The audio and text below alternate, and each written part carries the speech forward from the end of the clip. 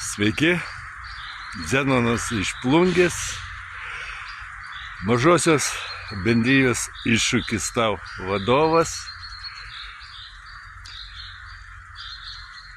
Ofisas įsikūręs Vilniuje, registruotas Vilniuje, Perkūnkiemio 19, bei veiklos sritis interneto svetainės. Kovo 13 dieną pradėjau mokslus su užimtumo tarnybos finansavimu.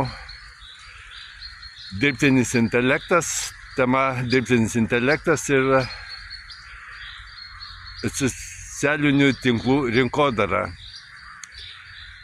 Daug nuostabių dalykų žinojau, kuriuos tik artimiausių laikų pradėsiu taikyti, nes tai buvo be galo milžiniška informacijos jūra ir esu pasiruošęs dalintis per save, kaip aš supratau šią informaciją ir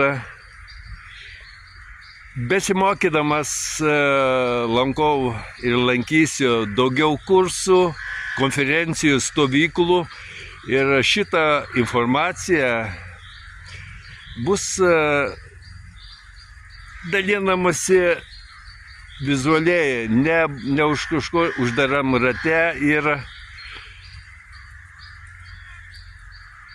bet jeigu matysit kažkokią vertę šitam bendravime, mielai prisijunkit prie mano kūrimo projektų.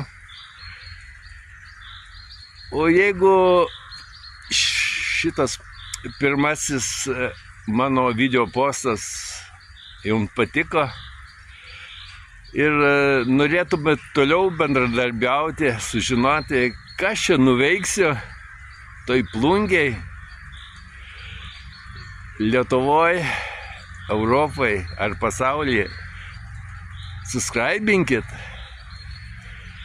parašykit man žinutę, užduokit klausimus, meskit man iššūkį.